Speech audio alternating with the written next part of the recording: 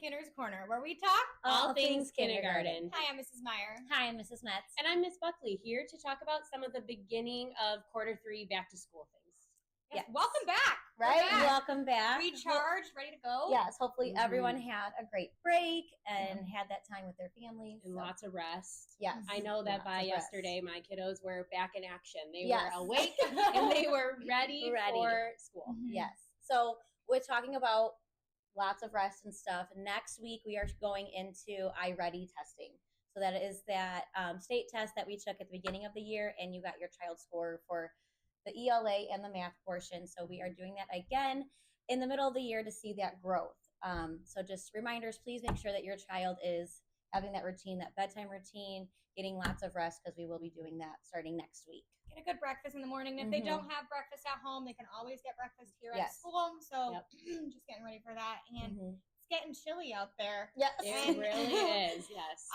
We haven't had a lot of snow yet, but from what it sounds like, snow is coming. And if it's cold outside, it's below 20, the real feel. The real feel under 20. If it's under 20, we're inside for recess. It's too chilly to bring them out. But if it is above 20 and they're going outside. Yes. Outside. We got to run. We are 5 and 6. We got to get that them out. Yes. So just make sure that they're dressed appropriately. Boots, snow pants, jacket, hat, gloves, all 9 yards. Because if it's above 90, if it's above 20, we are outside. Yeah. And if your child doesn't have any of those materials, that you definitely reach out to your child's teacher and kind of see like what we can do. We can talk with Miss Taylor, our school counselor, and see if we can do something to help. Also, if your child forgets any of those items, then they won't go in the snow. So the way that we do it here at the ELC is they plow and shovel the blacktop area.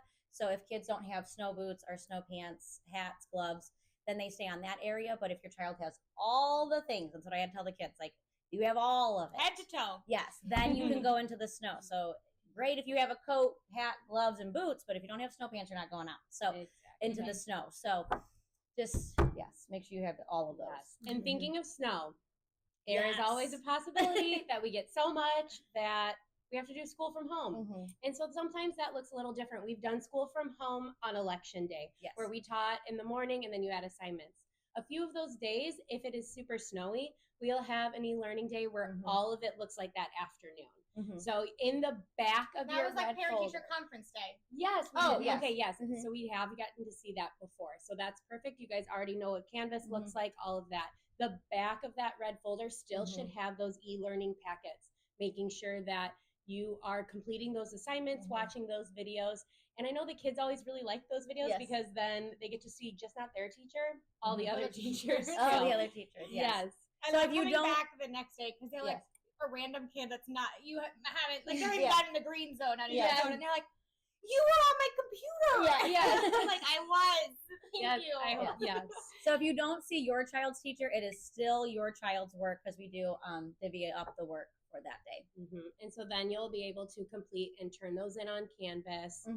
And then you get a few extra days. We totally understand parents who still have to work during these snow days. We get that. We understand. So if there is an issue with that, just reach out to your child's teacher and they're going to be able to help you through that and be flexible about turning in those assignments, but still getting those done. It's still important work to still get done. Yes. And the first few snow days would be asynchronous. So it's on your own time. If we do get to the time where we've had, I think it's 3 or more, then it does come part live, part asynchronous. So in the morning we would be teaching on Zoom, and then so just be cognizant of when that announcement goes out, if it's totally asynchronous or half day live, and really keep those papers just in the back of the folder. I know I've had some parents take them out. I'm like, no, put them back. So then we just know exactly where they are, and we are prepared for the next 3 snow days if they happen, knock on wood,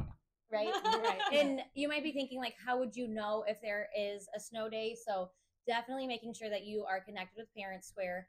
I would think, because like Ms. Gutierrez does that Bricky Buzz, the phone calls every week. So maybe she could do something with that. But but if you're not receiving those Bricky Buzz phone calls, we can definitely reach out to your child's teacher and see how we can get that all figured out. But she does put like weekly calls in to let you know what's coming up. So All right. And don't forget, ELC is the place to be.